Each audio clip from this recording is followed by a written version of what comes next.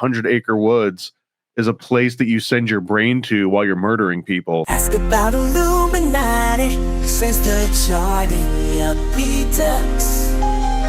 Is it Disney mind controlled? Is this MK Ultra Deluxe?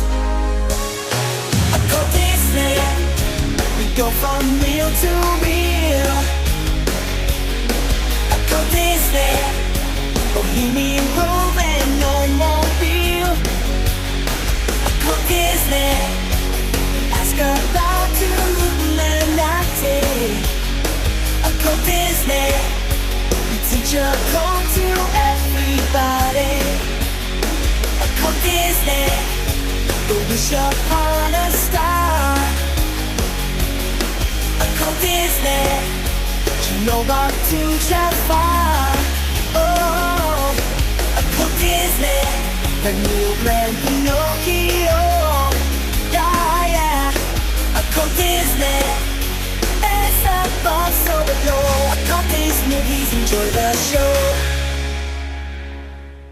Hello, welcome to the Occult Disney Honeycast, where we have a look at all the honeys that Honey produced and honey, whatever honey we want to honey out of them. This is Honey here. Over there, it's Honey. Hey, Honey. This movie is all, I'm glad you started this way. It's all about psychological operations. And I would even make a strong argument that this movie and the entire Winnie the Pooh series and all of Disney's catalog is essentially working with the military to breed super soldiers that are devoid of any emotional connection with the horrible atrocities that they're all going to face within war and without. Paranoid American coming in hot today. I guess so, yeah, true to name. We're going to have to jump into that. But yeah, it is 2011's Winnie the Pooh. Depressingly, the last hand-drawn animated movie that Disney has produced. This is the end of the road for it. You know, we're a little late coming this one for random reasons, but you know, I'm excited for it. That's why I'm wearing last year's Halloween costume, which is Tigger. If you cannot see this, but I've learned for Halloween costumes to just go as pajama-like as possible, because you know I have to wear it for 5 days. Sometimes I have a actual professional lesson. You pop out and be in a suit real quick, and I just need to be practical, ready for that. No. Having an entire catalog of just Halloween sweatshirts seems like a great way to go about it, because there's so many other situations when you can pop on a fun sweatshirt without actually putting a Halloween costume on, right? It's like an extra line you get to jump between. No, one of my friends first year that you know works at the company, first year he decided to be Thanos, you know, from Marvel, Thanos, however you say it. So every day he had to paint his entire head purple, and he had to shave his beard in a weird way too. So that stayed for a little while too. So that was too much commitment. The beard thing, you know, whatever, but especially the painting your head purple and having to take it off every night. Ooh, that sounds horrible. There's great actor. I don't know if you've seen any of. We're going on a tangent first, but we're going to bring it back around. But I don't know if you've seen the series Penguin, where Colin, I can't remember his last name, Colin Farrell. Yeah. Where he plays the Penguin, and it's phenomenal. Like, he's phenomenal in it. The show's great. It looks like it's fun for everyone except him. And even though he gets all this credit for it, and it's a great show, and I hope they pay okay for it, but he's like, I don't want to do it anymore. Like, he doesn't want to sit in the freaking chair and put on the fat suit that takes 2.5 hours. And it's kind of like I don't know. There was an episode of God, there was an old sketch show on MTV, but you're about to talk what I was Human Giant, where the guy's on the sci-fi show. He surgically becomes Worf from Star Trek to avoid that, and then he gets cut from the show, and he's like, "What am I?" Yeah, it's a great episode. Yeah, it shows him like trying to do a romantic comedy in his alien makeup, and then he has to get surgery to like undo the previous surgery, but then he like still looks really weird. Yeah. Which is kind of like a real thing now. Right. Now I haven't seen the Penguin. I saw him in the Batman movie, so you get a hit of the Penguin there, but I'm sure you get a lot more hits of the Penguin in the show called The Penguin. No penguins in Winnie the Pooh. So what was your take on this movie, just entertainment wise? I've kept pushing this one as one of my favorites. So how did it land in your court? I like that. I think that I can appreciate this one after watching it under a certain lens. And after you watch it under a certain lens, I think it becomes infinitely more enjoyable. I also would say that this is probably the best out of all the different Pooh movies so far. The first one's probably the worst one. First is the worst. And then the Tigger and the Piglet one are both kind of decent. They're both serviceable. This one I feel has probably got the most heart to it. It's also a little bit simplistic, but it's simplistic and again like a good way, in a like dopamine predictability inside this weird dopamine loop way. Yeah, one of the quotes on this, maybe it was the Roger Ebert review, where he was like, "This is a movie that is nightmare proof. Like even the Baxton's not going to give a 2-year-old a nightmare, really. You know, if they have a nightmare about it, it'll probably be funny."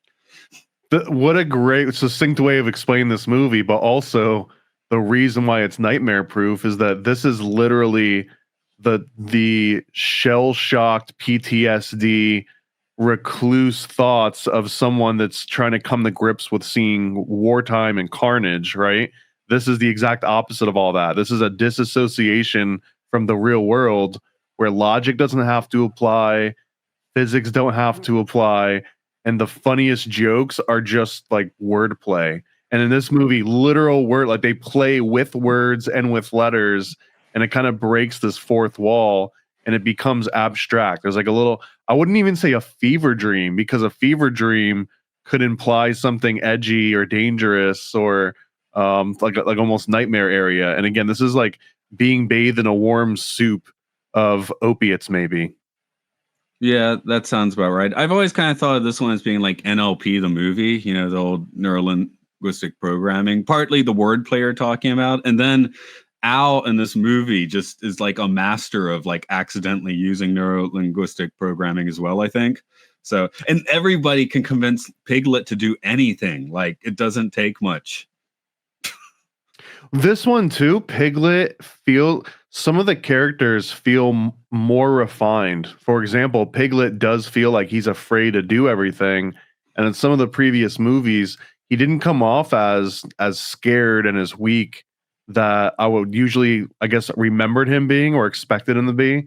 So in this movie, everyone does kind of play true to form a little bit. Even Rabbit goes crazy 2 or 3 times. He gets these weird Daffy Duck eyes where he like loses his mind a little bit. He starts getting angry, and you almost wonder if he's going to get violent. But again, this entire series in 100 Acre Woods is a place that you send your brain to while you're murdering people. So it's devoid of any like actual violence. So Christopher Robin is actually down in the trenches, like disassociating, going back to his childhood.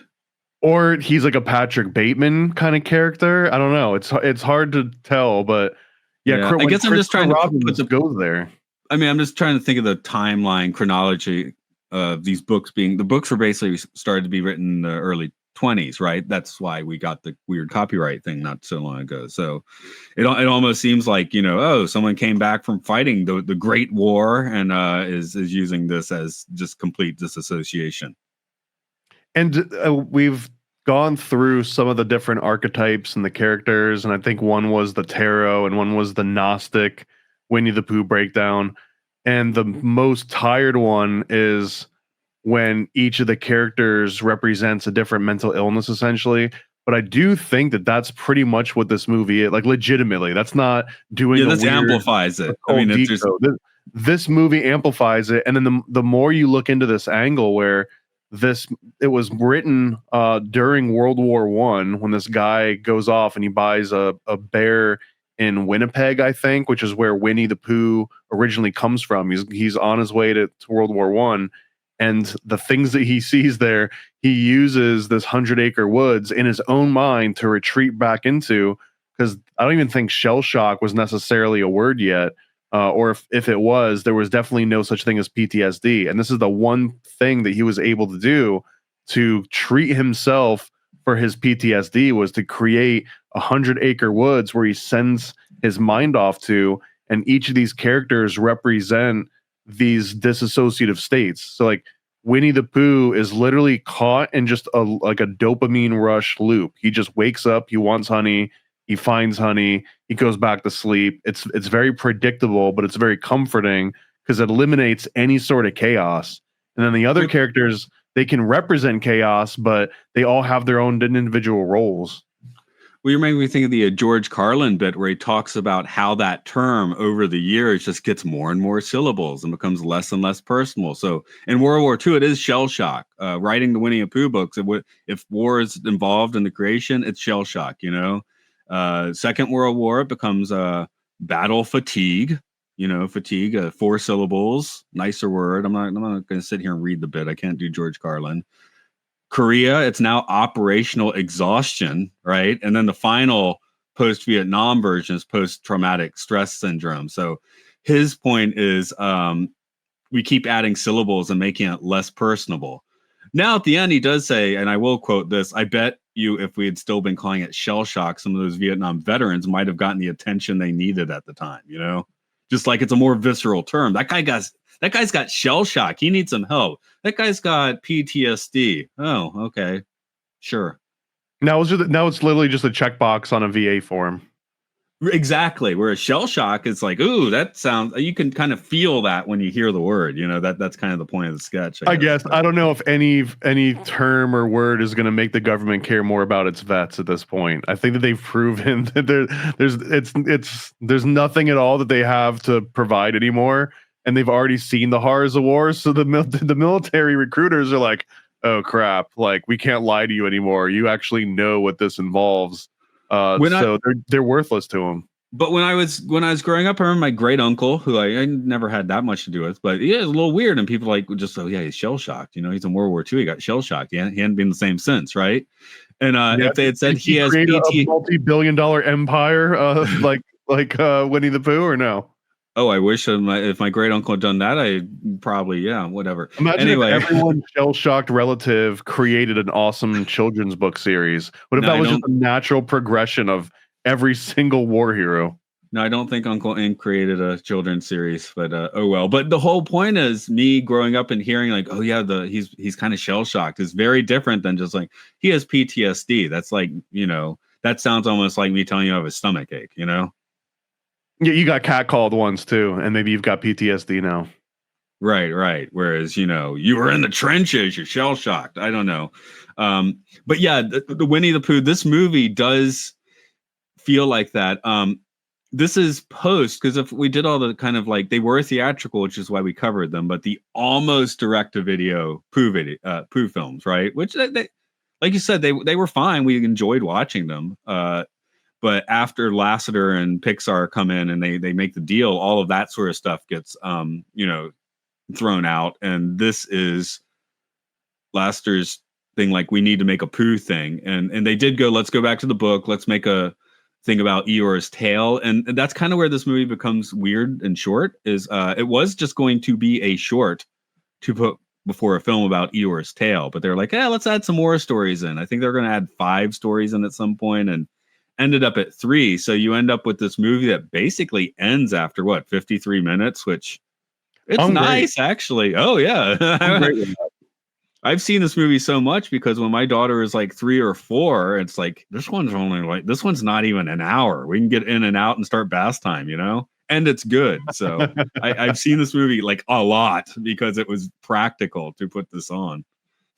And I guess we will note, if this is the last hand animated Disney movie, it looks great. I mean, it looks great. The Princess and the Frog people were basically not laid off after Princess and the Frog. They got shuttled over to this one. That also might be why it turned out to be a feature, right? It's just like, we got more people on it. Let's add a little more. Weirdly, they didn't add enough to make it a proper feature, and they even cut out things. You were supposed to meet like Rabbit's family or something, which I don't care about. Yeah, I don't care about Rabbit's family.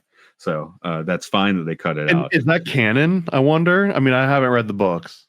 The same here. So we've done so much Pooh and we haven't read the books. Have I read the books? I might have read them when I was a kid. It's again, Disney, by doing this, takes so much of the real estate of Pooh in your mind, multiple theme park rides. It's like, have I read the books? I'm not even sure. It feels like if you meet Rabbit's family, it makes it that much more cruel when Tigger goes to meet his family and everyone just role plays because they're like, he's never going to find his family out there. But then if Rabbit shows up with his family reunion, I feel like Tigger goes into like a death spiral. Those 2000 movies, though, do seem to be in a different Pooh-averse, you know? Like in this one, Tigger is back to being very excited about being the only Tigger. He doesn't seem to be thinking about family at all. So, and Piglet is scared of everything. He grows a spine in Piglet's big movie, right? Which Piglet's not supposed to grow a spine. That's kind of the point of Piglet, isn't it? Well, yeah, and in this one, like I was saying, he's probably the weakest that we've ever seen him. And they all, if you relate each of those to different factors of being shell shocked and different symptoms, you've got Piglet is like, he's probably the shell shock. He's like the one that has just pure anxiety. You want me to go where? You want me to go down into that jungle where I don't really know where it leads to? Like that's actually the harm soldier, I think. Rabbit is clearly the over controlling behavior that's trying to overcompensate for something. It turns into a he's the control uncle freak. that screws up the Thanksgiving dinner, right?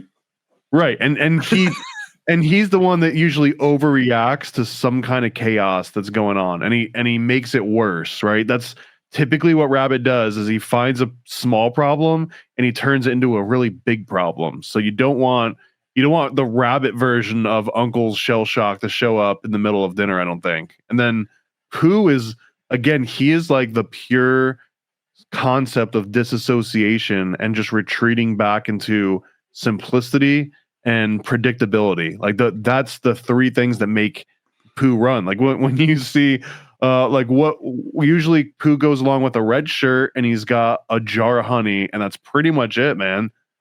Well, there is the Tao of Pooh thing, right? Where people talk, he's achieved. Well, he hasn't quite achieved the middle ground because this movie makes it clear that he has serious addiction problems. Otherwise, seeming pretty much balanced out, but with, you know, an intense addiction for honey. Where he at the end, it's like, oh, you chose your friend over honey. It's like is that a real triumph? Well, and I wonder too, even though all these different characters is like the shattered personality of like a war vet, but even these stand-in personalities, are they at risk of starvation constantly? Like because every time we see Winnie the Pooh, his tummy's rumbling and he's like, where am I going to get my next jar of honey? But at a certain point, it's like he's only doing this so that he can survive the winter, right? So is there an actual like starvation factor in any of these? Because even Owl, they all eventually agree that a jar of honey is the right prize for anyone that can find Eeyore's tail replacement. But they're all pretty much in on this honey thing, and I was just starting to consider that, like, because Pooh is constantly out of food. So does that mean that starvation is one of the factors that drives all of them in this 100-acre woods? Rabbit does have a notable garden, so it might be like, do you want to eat like tasty food or just nourishing food? You know, do you want your vegetables or do you want that chocolate cake? And Pooh is like, I want the chocolate cake, and everybody wants chocolate cake unless they don't like chocolate. You could have honey glazed carrots. Yeah. Well, you still need to procure honey for that. So, and there's also a thing. It is like, at the end of the movie, Pooh gets to swim in honey, which seems terrible because how sticky do you get? That would suck. Trying to get honey out of fur. Christopher Robin's not holding his hand and walking down the path right after Pooh swam and ate in honey, you know? Also, let's just consider again, when you're in 100-acre wood, physics don't matter anymore. So I guess like neither do pathogens. But essentially, you've got this jar of honey. And then an owl scoops his big, nasty wing inside of it, feathers all up inside the honey. And then it goes to a kangaroo. And then it goes to a pig. And then it goes to a bear. I don't know. I feel like someone at the end of this chain gets Ebola because it's just got like every different type. You've got swine flu in there. You've got avian flu in there. Like, what else do you need until this thing turns into like COVID-20? But aren't they all stuffed animals in the end? It's not a real bird. Didn't the Velveteen Rabbit or the Scarlet Rabbit, didn't that like kill people? Oh, geez, I don't know. That's a violent rabbit there. Much more violent than this one. But and this movie does start with that bit of reality where we go through Christopher Robin's room and we see all of the stuffed animals before we go into the animated world. So it's like the movie is very clear. Like, yes, these are stuffed animals. Here's their adventure. Just trying to take a bowl out of the issue, I guess. Question about that: the tail on Eeyore is nailed in with a nail and a hammer. So, what children's toy are you affixing a nail and a tail to the end of it? Well, it's a thumbtack, right? I mean, I guess it was probably originally. Okay. Let's say it's a thumbtack, but I don't know. This seems like some pretty rickety toys to be giving kids, even if we're talking early 20th century. It could be a hand-me-down. I assume Eeyore's tail at some point was probably connected by, like stitching, and that came off and someone thumbtacked it. And it's been like that for how long have these movies been coming? I guess maybe just it's locked into a timeless period, right? It's well, that is the goal of this movie, to make it as timeless as possible. The one flaw in that, not really being a flaw, I just thought it was funny that the music is mostly sung by Zoe Deschanel, the quintessential manic pixie dream girl. So that feels like a very much of the time appointment to. You know what? I'm okay. I didn't know. I'm fine with it too. I wasn't ready for another Carly Simon soundtrack. Oh yeah, I'd definitely take this over Carly Simon. But no, I listen to like Belle and Sebastian stuff. But I remember when those She and Him albums came out, I was like, that's even too twee for me, I thought the music was serviceable in this one. I really don't like musicals normally, but this one has a decent balance to it. Like the characters are singing, but it's part of the plot, and it doesn't just turn into like a needle drop moment. Oh yeah, no needle drops. The as I said, the closest thing to a needle drop is having a hip singer in there, right? Which again, I guess that works way better in Carly Simon. No actual complaint here. I just like kind of thinking it's funny that this very timeless movie has this one like very trendy aspect, but it works. So better in Carly. Sorry, Carly.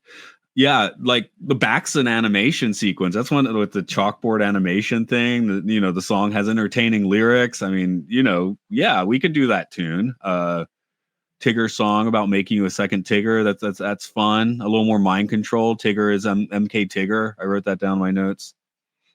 Well, I mean, the biggest MK Ultra moment of this entire movie is clearly the honey scene, where it turns into the psychic driving, the Ewan Cameron psychic driving of just going, honey, honey, honey, honey. And I'm pretty sure there's been at least 5 or 6 Simpsons episodes that also do this exact same thing. Oh yeah, Homer Simpson's famous trip to Candyland, if you remember. So yeah. Well, what did he say on that one? I don't even remember, just that where he's having his candy hallucination. That tends to be the demarcation point, I think, for a lot of people, where the Simpsons really catches on some fire. Because if you're in Simpsons seasons 1 and 2, like, are a little, and the Land of Candy is where that show starts to get properly absurd. Okay, 1 and 2 are not to be slept on. If anything, it's when it starts getting bad for the first time and it never fully recovers. Which I think is around 7. I don't want to be too conservative or generous, but I think. Oh, I'm pretty generous. I will go to season 10. I think if you go 7, I look weird when I take that hood off. We have to at least include Hank Scorpio in there, which I think is maybe season 9. It's been a while since I've done some Simpsons. Okay, no, I remember that. I guess these are just like old people ranting at clouds at this point. But there was a time when all of your media consumption and your schedule and even like the food that you were buying at the grocery store and going out to Pizza Hut, it would revolve around like a big event. And I think like one of those would be a Simpsons season finale or a Simpsons season premiere about like who killed Mr. Burns, or like the Simpsons going and meeting Frank Scorpio and living in this different town where there's literally cereal out that's promoting that episode, and there's Pizza Hut specials and toys and albums and magazines all oriented towards like very specific episodes of like Simpsons and Alf and stuff. And go ahead. I remember my sophomore year of university, which would have been that was probably season 8 or 9, but I remember we would we didn't have broadcast TV in the dorms. I had like a TV and like a VCR player or whatever. But so we would like target restaurants on Sunday nights where they would be showing The Simpsons, so we could go get dinner and like eat pizza and like see The Simpsons or whatever at the restaurant. Okay, no, there was the restaurant like that in Texas in the early 2000s, and that's how I saw pretty much every single episode of King of the Hill. Because in every other state, it was on Fox. They would right after work around like 6 or 7, I think. They would show Simpsons and then King of the Hill and then Simpsons. But in Texas, they would do the opposite. They would do King of the Hill and then a Simpsons and another King of the Hill. Okay. No, we weren't there for King of the Hill. We were just there for The Simpsons. I've never watched much of King of the Hill, so I'm not gonna pass any judgment on that show. But yeah, just haven't seen much of it. It's more of a Beavis and Butthead for the whole family. Okay. Now I want Beavis and Butthead for me, I think so. This might be splitting hairs, but I do want to give a little airtime to this. Christopher Robin, in the past, we have referred to as Antichrist. In this one, all my notes are Archon. Is the Demiurge and the Antichrist, is that splitting hairs?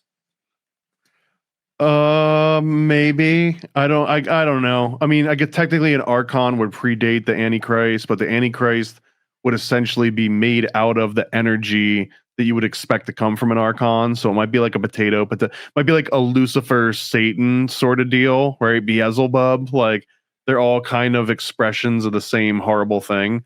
But I would almost say that Christopher Robin in this one, he's either another person that is shell shocked. And I know in real life, Christopher Robin is the son of the author. So Christopher Robin's not the shell shocked one, but in this particular work, when you see Christopher Robin inside the 100 Acre Wood, either that's also just another comforting aspect that this author going through World War I shell shock, like the entire Winnie the Pooh universe is existing inside of a guy that is holding onto his rifle and shivering in the middle of the night. Like everything we ever see is just this place that he goes to, and Christopher Robin's part of that to help soothe him. Even that's one option. Another option is that Christopher Robin himself is almost like a John Malkovich suit that somebody puts on to go into this PTSD therapy realm. I could almost imagine in the future that the military just starts putting virtual helmets on PTSD soldiers and sending them into like the 100 Acre Woods. And then once they're back to normal, they have them go and mow down more schools and hospitals, whatever it is they do. But then the third one is that he is kind of this Archon. He's just kind of like checking in to see how things are going. I don't know if you've seen the TV show The Good Place, where Ted Danson, I think, he kind of plays like the CEO or like an executive of hell, but not necessarily Satan himself, even though I think he gets that moniker. You get this idea that he's working for somebody to like keep things running smooth. And I almost feel that might also be Christopher Robin's deal. He might be the guy that's in charge of making sure 100 Acre Wood doesn't go out of control, because otherwise you got vets snapping in public and going postal. Yeah, that's kind of why I was trying to split the hairs, because in the past we have said Antichrist for funsies, but I'm like, that seems to be a little more malevolent, like the Omen and Damien or something. I don't know. A little more malice.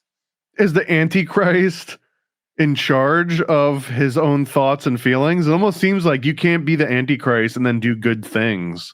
Yeah, right? That's why I'm pushing Christopher Robin. I'm just trying to retcon some of our previous podcasts. I'm like, nah, he's more of a demiurge. He's a mostly uncaring god. I mean, if you ask him and try and get him to care, maybe he'll do something for you. But in general, Christopher Robin, he doesn't really care. He's just popping in, seeing how things are going. It's like popping into one of the simulation games. Sometimes you pop in and it's like, oh, things are going bad, but it's interesting for you as the player, right? Although, just to add another point to the Lucifer Antichrist column, because that's you're ultimately this huge trickster, right? And so far, most of the things that happen in this movie are things that Christopher Robin caused the miscommunication. Like the whole entire thing about the Baxon is because he didn't know how to properly write back soon. And every time you see Christopher Robin's, now granted he's 6 or 7, right? So he's kind of young, but he is creating chaos. They wouldn't have fever dreamed this Baxon monster up if it hadn't been for Christopher Robin leaving this horrible, messy note. So, I mean, was that just because he's a 6 or 7, or is that because he's the Antichrist? Well, that's where I'm going to demiurge, an uncaring God, because he's just like, I think I could write well enough to not screw up that note by 6 or 7. But okay, maybe Christopher Robin's an idiot and he's mildly illiterate. We learn Al is like 80% illiterate and everyone else is completely illiterate in the 100 Acre Wood. So maybe illiteracy is the real problem here. If people could read and write, they wouldn't be having these issues, you know. Then because Al is just like looking at the book upside down or whatever, right? And then like making up this insane story about the backs and that nobody can fact check because they're all illiterate. So who's even able to put together Baxen if they're all illiterate? And if Owl's reading it upside down, how does he even get Baxen out of that? Well, as I'm calling him 80% illiterate, Al clearly can kind of read a little bit. Like he doesn't work out the words before Baxen, does he? He just works out Baxen. Fair point. Fair point. So Al knows a little bit. It's like, I don't know. I guess it's when we were kids, we had toys. What I have, we had the Fisher Price playset with clowns and stuff. And my friend and I, we had a whole bunch of dumb backstory about that. I mean, we were the archons of that if those were sentient creatures, which I don't think I assume they weren't. But yeah, that's where Disney wants you to think they are because of Toy Story, right? I get and also the whole thing about Owl trying to fill in these gaps and make up stories based on maybe 20% knowledge. I think that also that's the part of the PTSD self-soothing of making sure that you've got an explanation for everything, that nothing is left unaccounted for, and that every little mystery or unknown tidbit that you've got an explanation for almost immediately, even if it's completely wrong, because it closes this loop and it closes this gap so that your mind doesn't start meandering and looking into other questions that you've suppressed. But in a child's, toy creation universe, of course you want to put that in. Oh, here's the character that knows everyone, but I want to have fun and have things be funny. So he also gets everything wrong, you know? And for example, nobody realizes that he's caught in a pit, but he can fly out of the pit. And that becomes the joke. Like the whole joke is that the viewer is supposed, your kids are supposed to get that he's a silly owl, that he doesn't realize that he can fly out of this hole. And I think that this movie, as simplistic as it is, it's still worth watching, but it also might be a good litmus test to be like, how far is little Johnny or little Debbie or whoever your kids are named? Like, how far along are they? Do they have the emotional intelligence of the Winnie the Pooh 2011 movie? Like, that's an actual milestone to see if they can get some of these hints that they're kind of dropping. Now I'm thinking with my daughter, because when we were watching this a lot, she was probably about 3, right? Because it was when the Blu-ray came out. So what was she laughing at? At 3, you wouldn't necessarily get that Al just flew out and flew back in. So, and then everyone's like, owl, and you're expecting somebody to be like, you can fly, but instead it's like, what a great speech you just gave. Right, which is the social convention, right? You need to give someone, you have to be a great job with the amazing speech they just gave. You know, the fact that they hopped out and back NLP in. master. Yeah, of course the NLP master would be the one to give the pep talk. Exactly. That's why for me, this is almost like if you wanted a movie to explain to someone what NLP was, just put this on for me. Like, the vibe of this movie, that's what it is. I could see that maybe, although there's a lot of nonverbal characters a little bit, or at least like I would say monosyllabic might be a better version of that. But even the way Eeyore talks, like at the end, it's like, are you happy? No, I'm not. But I like my new tail. Again, we were painting everyone's so hard with the psychological paintbrush in this one. It's like, oh, Eeyore just described depression in those 2 sentences, Also, there's a big implication that Eeyore is in so much trauma and psychological pain that even physical pain is either nothing to him or might even be a release, right? Because they nail things into him, they tie things to him, and he's like lifted off of the ground. He constantly is getting hit and stumbling over and falling, losing body parts and not even realizing it, right? So it seems that he is so wrapped up in the psychological trauma of war that even actual physical damage to his body goes unnoticed.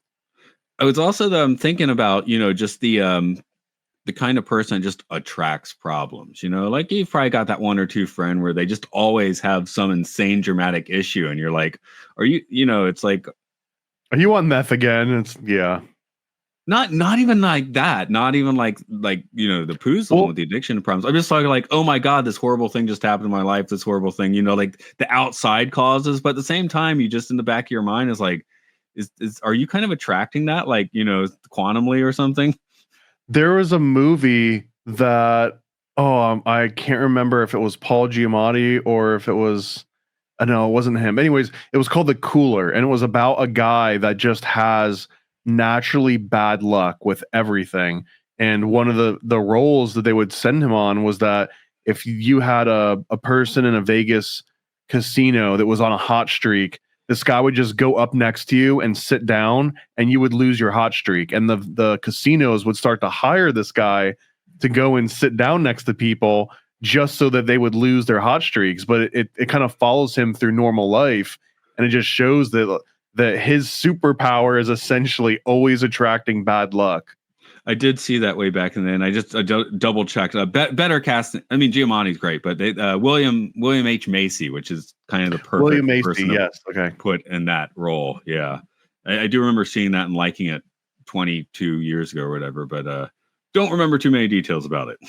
But I think, I mean, I didn't look too deeply into it. Maybe it needs a revisit, but I'm pretty sure that was based off of an actual role that Vegas casinos really did have coolers, and they really did have people that go and sit next to someone on a hot streak, expecting that their bad luck would rub off on this guy. So the movie obviously is a hyperbole of that. It kind of like dramatizes it, but this wasn't just a random story. Like this actually happened, which implied maybe gangsters were just drunk and just willing to throw money at people, but it almost implies that there's kind of an unwritten like law of physics of luck and of bad luck, and that some people do kind of just bring it around. But the born on the bad sign, right?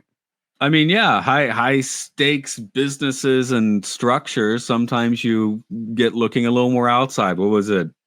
Reagan was obsessed with, or at least Nancy Reagan was obsessed with astronomy and Vegas. It's like, hey, we need to go with a few other systems, maybe beyond just the typical electronic security system. So it's like, can we use this kind of esoteric stuff to in our favor?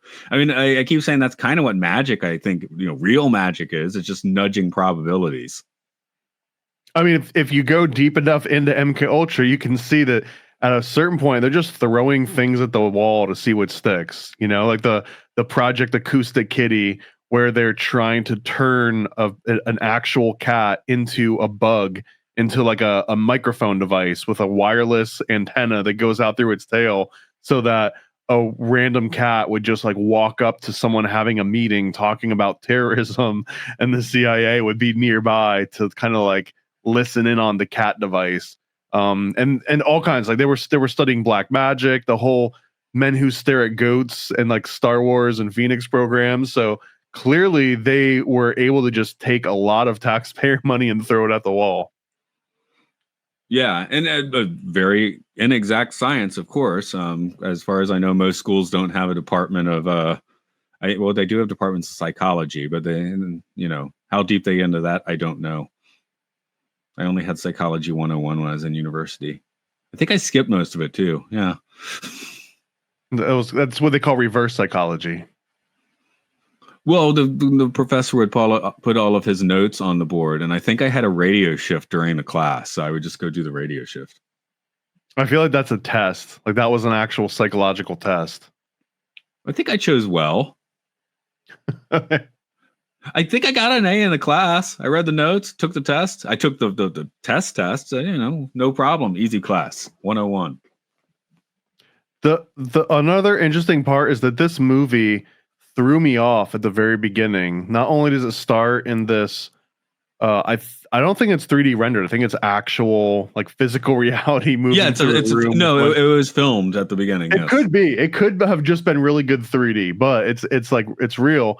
And one of the things in that scene as they're transitioning into the fake Winnie the Pooh is all of this sun and bull symbolism. And at first I was like, don't just read into this because this is for Occult Disney and you're just seeing a sun on a bull, but also we see a calendar for September right behind the bull. It's basically a bull drawing on a little tiny chalkboard, which then later you see in the movie it gets put onto Eeyore.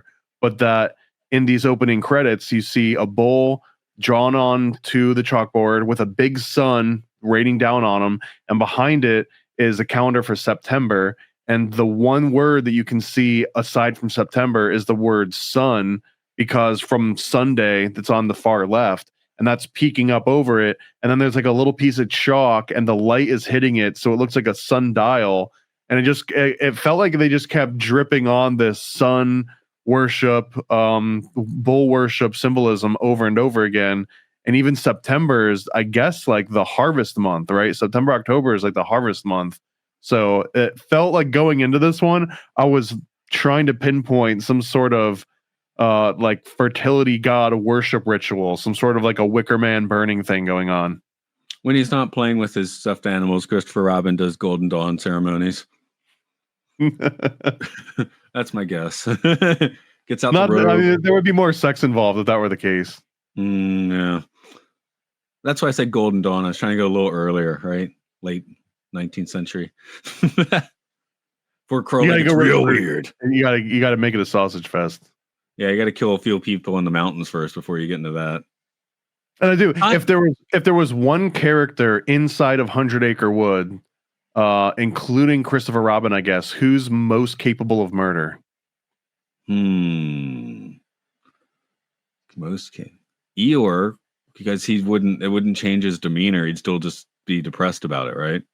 I feel like it would take too much effort for Eeyore to feel that much emotion about anything to murder someone over it. Rabbit feels the emotion, but does he have a reason to kill anyone? Guess it would be Owl, but he'd do it accidentally. I don't know. He'd accidentally murder someone.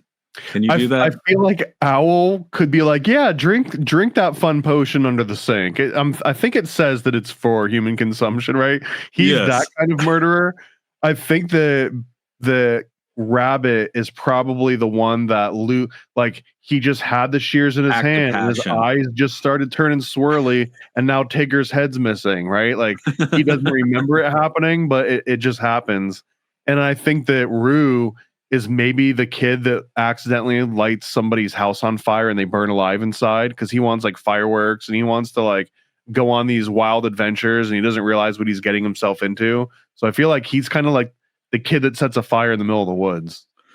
Yeah, and this movie also, the other movies just make Kanga into very much just like the mom character. Where this one does make her seem kind of kind of drifty and out of it,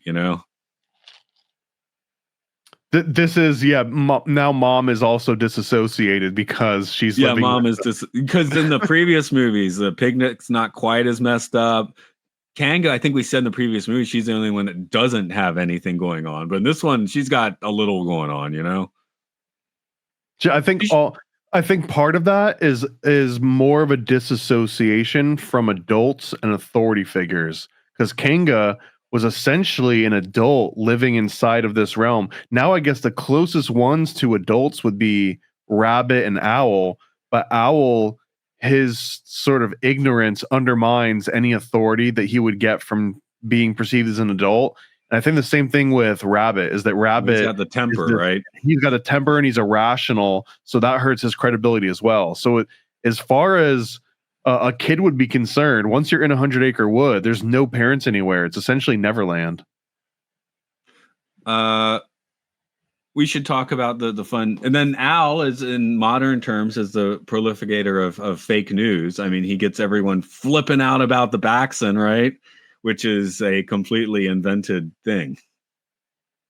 Fake news, Baxen. You get a good song out of it. So I don't know if you get some good media out of your fake news. Is it justified? Because this movie is so timeless, they can't play riffs on modern music or like modern personalities or anything. But in my head, every time they said Baxen, I was thinking Michael Baxen, and I was just like imagining like a Michael Jackson style my pet monster, because that's kind of what the Baxton looks like. He looks like my pet monster. Yeah, we got that because the only physical Baxton we have running around is Tigger in his weird suit, right? So me being a guy wearing a weird Tigger suit saying that, but I could put a hat on a hat. I get another costume, a Baxton costume on top of my Tigger costume. That'd be cool. Well, at the very end, I don't know if you watch. I mean, if you've seen this a million times, at the very end of the credits, you do see a real Baxton, and he does look like what they were all what Owl was describing him as, which it kind of implies that Owl was right all along, and he wasn't just making stuff up. You caught me. I got to the end of the movie and I stopped. And now that you mention it, we did let it play when we watched it 60 times back in the day. I said, because I was like, I thought we saw the Baxton. It's like, oh, I must be confusing with the Huffalump, right? But yes, No, there is the. It's the same premise, but at the very end, it shows the Baxton, and the Baxton is finding all of the random junk that they left over the 100-acre wood, which they were originally using to catch the Baxton. And he actually finds it, but he's like, oh, I better clean this up and make sure no one steals it or it gets damaged outside. And then he falls into the pit, and then he's like, oh, I'm sure whoever put all these traps here and whoever dug this pit, they'll be back for me pretty soon. So and they then murdered the Baxton, which is what they were trying to do anyway. Or they just neglect him and he just dies of starvation in this pit. So I was going to call that murder. They set the trap. There's a number of things that happen in all the Winnie the Pooh movies that ultimately would lead to death. For example, there was someone makes a statement in this movie. It's like, I just wouldn't be able to live with myself. And I'm just thinking, like, I mean, if you draw that out to its logical conclusion, they're talking about suicide, are they not? If I can't live with so I know there's a lot of very adult motifs, but they're just barely hinted at and they immediately get stuffed out. Like as soon as they get brought up, I almost wonder if part of this is as you're watching Winnie the Pooh, the movie in a meta way is allowing intrusive thoughts to come in through just like little quippy lines of dialogue, but then it snuffs them back out. And that way, like your own little intrusive thoughts, they're also getting snuffed out in like an act of transference almost. Like this movie, it really does create like a little lukewarm bath for you to just kind of insulate yourself from whatever trauma you've gone through. No, well, yeah, we're playing this in the house. My in-laws aren't going to be annoyed if they're around. My daughter liked the movie a lot. My wife and I get to feel slightly smart watching it, because the dialogue has so many quippy things. And like you said, I mean, that's kind of like a screwball dance where there's like something major said and immediately gets snuffed out, because especially in a kids movie, the more adult viewers are like, ha ha, and then we move on. That's the intrusive thought. They're talking about murder and suicide. Oh, now we're doing something else. That's probably good. I'm glad they didn't focus on that too long. And I think that this is maybe not directly the Disney proxy, but it's part of the same prepping your like emotional intelligence for trauma later on. Like this Disney movie is giving you coping mechanisms that took an adult male to go all the way through World War I and see carnage and see bodies and live with nightmares that woke him up in cold sweats in the middle of the night for the rest of his life. But he was able to channel all of that information into a useful coping mechanism that is Winnie the Pooh. And now we give it to children. So we're literally giving children tools that will help them when they too become like wartime veterans and have to deal with their own issues. Like imagine the level of shell shock that might exist still if Winnie the Pooh didn't exist. And another thing that's interesting to consider is that without World War I shell shock, Winnie the Pooh would not exist at all. Yeah.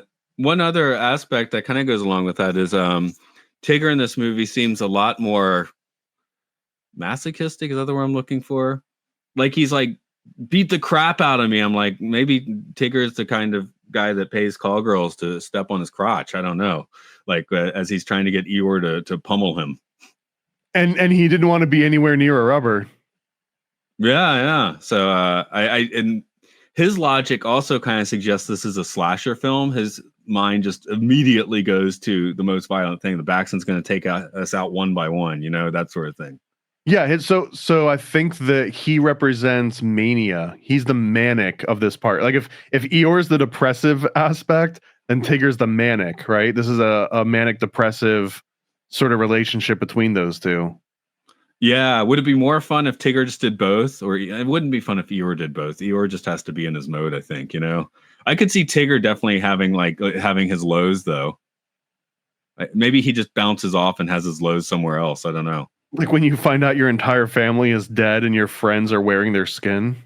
Yeah, although I do feel that's either this is before all that or we are cutting the cord with those earlier movies, because those earlier movies did seem to kind of have a conversation with each other, where this one definitely does not, as in the Maybe. 2000s movies. Yeah, But another part of this interesting disassociative state that Winnie the Pooh can bring is in this movie in particular, is how they actually show this is happening on the page and the letters are becoming part of the story. And like they even use it as like a ladder to get out of a hole at one point, the letters on the page. And I think that's also showing that when they turn the page, new sets of physics and new histories now can exist. So that even if Piglet got MK Ultra mind erased in a previous episode, as soon as you turn that page, it's like the game just reset and you get to start all over again. Kind of like a cartoon episode where every new episode until you start getting to the serials, the person that died, like what was the South Park whole thing was that Kenny died at the end of every episode for the longest time because it was this trope that even if someone died, the next episode they'd be fine again. yeah, and a child playing with his toys, which ultimately is what this is if my friend and I are playing, we make this crazy plot switch to the toys that we play with, and tomorrow we're like, that kind of sucked. Let's just pretend that didn't happen. It doesn't matter. It's not mass media. It's my toys. Although if this is Toy Story rules and they actually do have souls, then this is making an impact on them. Yeah, well, do they have souls? Maybe, but if they are, then Christopher Robin is creating them. That's a big difference in Toy Story. We really don't know why the toys in Toy Story have sentience. It almost seems like some cruel trick of physics, where this one is very clear that Christopher Robin has created these characters. And if the characters are real in any way, it's because he is their creator. I'm venturing away from Christopher Robin as the creator, though, because Christopher Robin can't actually have the shell shock that's required to make these characters. Well, you have to make the little, mind backflip into connecting the author with the character, I think, in the end. Like if you do want to do the whole shell shock narrative, we do have to consider that he is taking his own shell shocked experiences and plastering them onto the character. So if it doesn't make sense that a 6 or 7 year old would have been in the trenches of World War One, you just got to work out that like extra inch of how this was created. I could accept that easier if Christopher Robin wasn't literally named and based after his own son. So now you're putting a lot of generational trauma on your son through a book as a coping mechanism. Now it's almost like he's just paying it forward. Like he's like, man, thank God this book is taking all this trauma off my shoulders. And then like you're the son of this kid named after the thing that he's created. And you kind of get to inherit all that trauma, even though you didn't necessarily see the bodies. You're dealing with the aftermath. Yeah, but the kid would the kid really know all that much about it? I mean, I doubt they're having Occult Disney level breakdowns in the 1920s on Pooh at the schoolyard, Maybe, but he might have tried to wake his dad up in the middle of the night that one time and got thrown across the room and didn't understand why, and he's still trying to figure it out. Okay, but that's not involved with him making his son a character in the book, right? Maybe that was like, oh my God, I'm so sorry. I'll make you a character in my book. Yeah. Who knows what book Jack Nicholson was going to write in The Shining after abusing his kid? No, I do think so. Part of what makes this movie so good, and again, like the new lens that you see it through. Imagine as you're putting this movie on, imagine you have a body count. Imagine that you've woken up in the middle of the night, remembering the faces of the people that you've murdered right before they took their last breath and you saw life escape from their eyes. And then imagine that you're teleported into the 100 Acre Wood and all you have to worry about is finding your next jar of honey and just a wacky adventure with your friends, and everything's predictable and nothing's can harm you, and there's really no nightmares or anything else to worry about. So if you watched Winnie the Pooh and you kind of imagine that you are now going through some sort of a therapy session, it really does, like, it gives it a darker feel to it, but it also feels even more wholesome, because otherwise it almost feels like the movie is being very like pedantic or almost patronizing or almost overly simplistic and juvenile, but there's so much care being put into it by so many industry professionals. So the only way that I'm able to sort of bring these two things into a place that makes sense to my head is that it really truly is like a form of therapy, and everyone that was working on it kind of got that premise too. They're like, we're making this to save my great grandpa from dementia. Yeah, I mean, as you and I are sitting here trying to rip darkness out of the movie because it's fun to talk about, sitting down and watching the movie, it's a very charming experience. So that's just what we do on this podcast, you know. But again, this movie would not exist if the author did not see horrific dead bodies. But yeah, you know, that's why the author simply Milne had to basically like transfer onto Christopher Robin, because a 30-year-old having 100-acre woods, that's like that makes people go, ooh, you know. A 6-year-old having their 100-acre woods, you're like, yeah, sure, of course, I used to do that. Oh, see, now I kind of do want to see. I guess it's public domain now, but I want to see like an adult war vet that is going into 100-acre woods, and he's still got like blood and dirt under his fingernails, and he's kind of coming down off of being shell shocked, and they're actually comforting him, like they're bringing him out of that. Well, as I'll plug my Time Enough podcast, and there is the Twilight Zone episodes getting that sort of thing. I'm thinking a miniature where I don't think Robert Duvall's character had necessarily been in a war or anything, but he was, you know, like mentally, like, you know, he was socially awkward, and he ends up like as a 35-year-old man or whatever, 36 they always say in the Twilight Zone, he just falls into this dollhouse, like at a museum. He keeps going to the museum and like just like falling into the world of this dollhouse, and like that's the version of, you know, someone too old having their 100-acre woods. Well, and I mean, that is what the author did, is that he said that when he was coming up a lot of these stories, that he would be going out into what the 100-acre woods were based on and just kind of like losing his thoughts in there and trying to forget some of the tragedies that kept like reminding him of normal life. Any other big threads you want to pull on? I'm just noting that we have now we've been talking about the movie longer than the movie actually lasted, which is kind of funny. That's not a rule that we usually play. No, it's not a rule, but I usually don't look at it before an hour and realize that. I'm like, hey, we've already talked about this more than the movie went on. That's amazing. Usually we have to get at least an hour 20 before that happens. So yeah, so let me get a couple of actual quotes from the author, from A.A. Milne. Is it Milne? That's why we keep saying the author, I think, where neither of us are confident about saying. I'm not confident. Milne. So let's call him Milne. So 3 quotes from Milne. The first 2 are from his autobiography called "It's Too Late Now," 1939, and this is directly in his own words. "It was in 1919 that I found myself once again a civilian, for it makes me almost physically sick to think of that nightmare of the mental and the moral degradation, the war." And then in that same book, he's talking about the actual Christopher Robin. He said, "When my boy was 6 years old, he took me to the insect house at the zoo, and the sight of the monstrous inmates, I had to leave his hand and hurry back to fresh air. I could imagine a spider or a millipede so horrible that in its presence I would die of disgust. It seemed impossible to me now that any sensitive man could live through another war. If not required to die in other ways, he would waste away of soul sickness."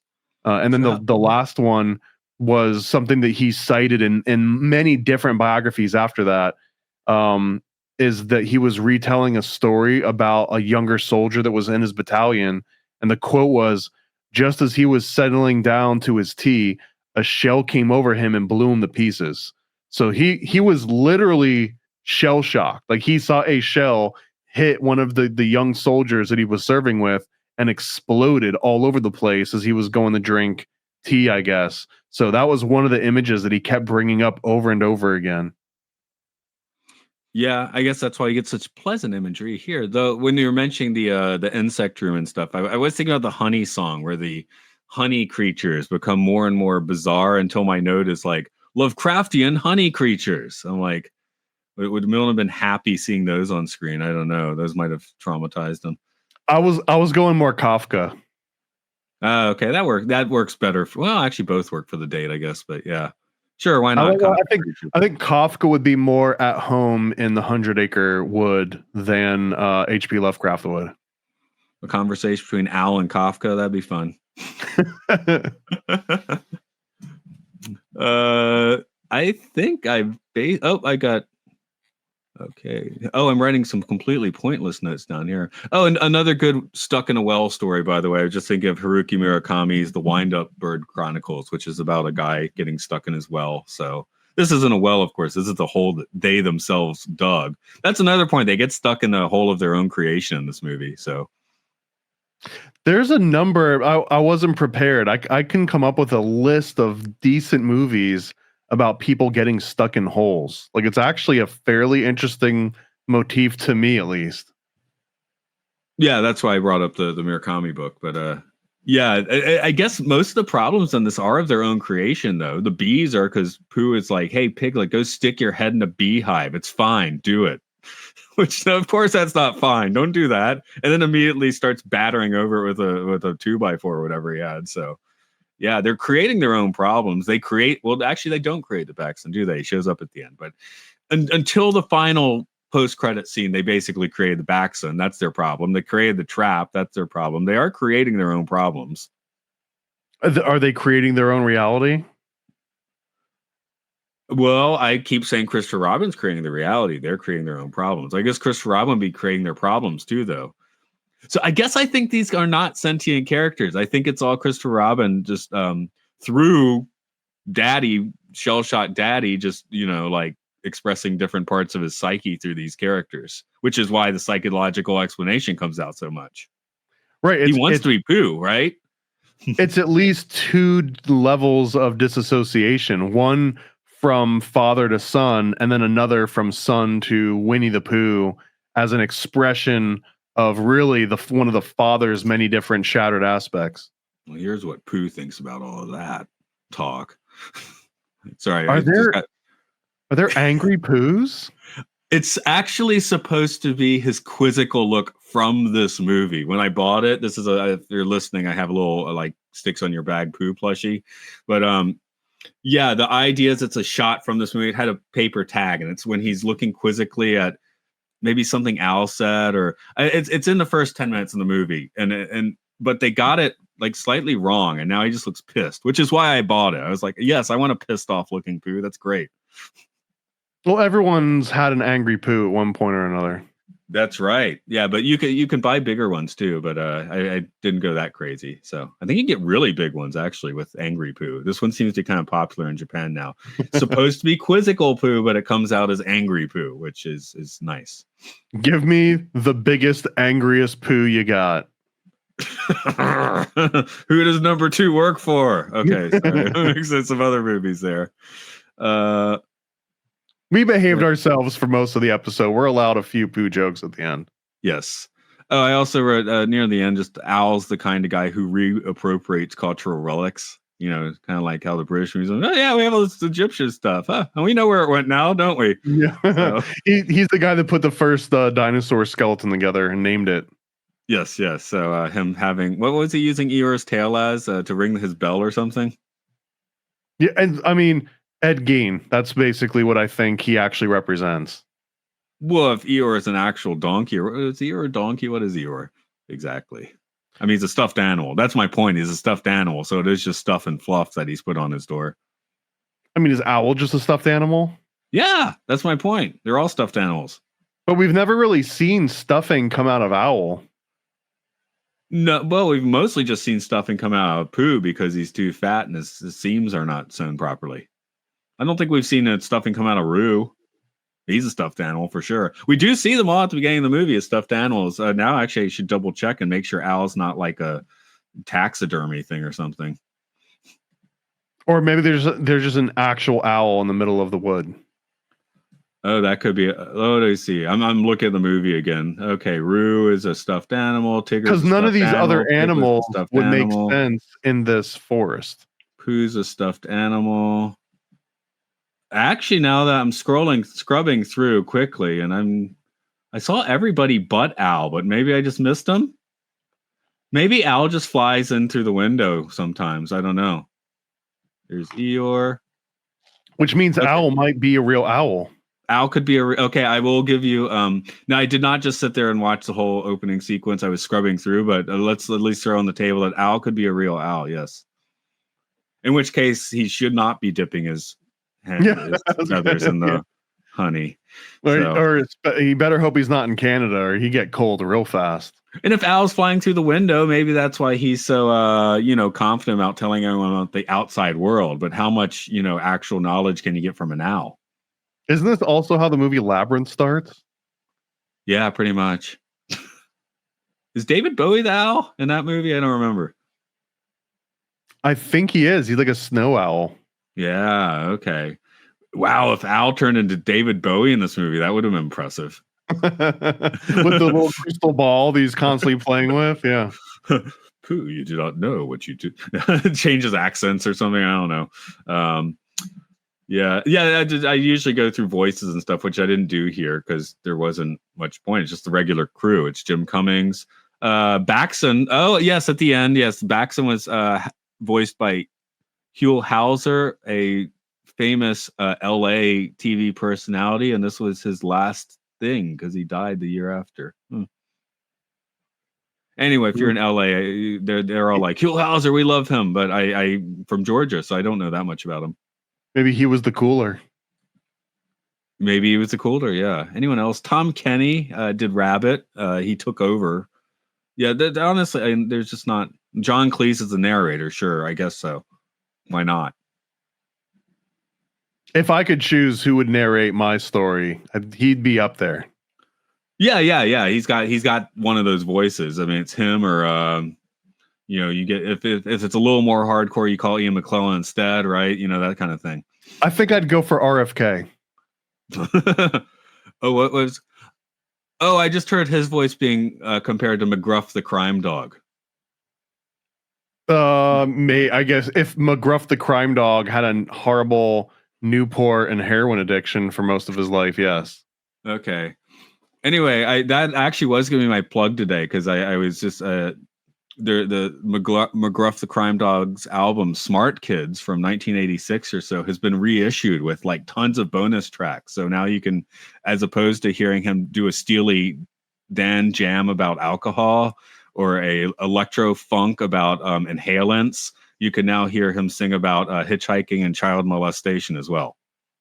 Is this AI generated or is this like no? This is real stuff. Go on YouTube, look up McGruff the Crime Dog Smart Kids, and have a field day. The thing is, a lot of the songs are like really good.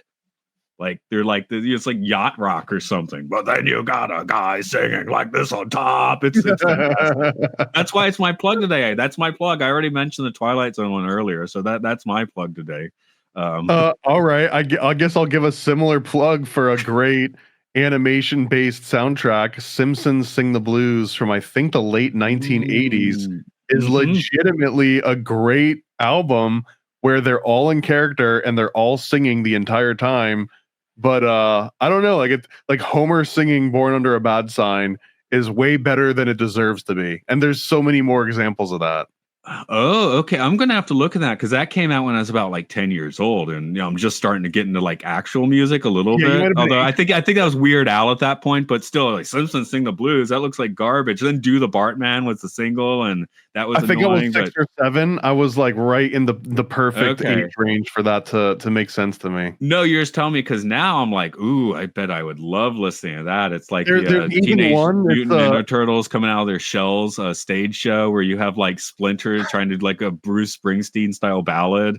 well, there's a song, I think it's by Smithers and Mr. Burns, and even that one's pretty good. It's called like Problem in Sector 7G, which they're talking about Homer. But man, again, the entire album is legitimately way better than it should have been. Okay, so anyway, those are our plugs today. My end's McGruff the Crime Dog Smart Kids. Yours is Simpsons Sing the Blues. So I'm happy with those today. I guess we can when Christopher Robin dies, the 100-acre woods disappears. Yeah. All American stickers, cryptids, cults, and killers. We got all your favorite conspiracies, all the land and more on our sticker sheets. Paranoid American stickers, they'll make you smile and snicker. False flags and secret societies, all of these and more on our sticker sheets. Explore the unique with Paranoid American sticker sheets. Unearth tales of cryptids, cults, and mysteries through each sticker. These won't last long. Get yours now at paranoidamerican.com. All American stickers, cryptids, cults, and killers. We got all your favorite conspiracies, all of that and more on our sticker sheets. Paranoid American stickers, they'll make you smile and snicker.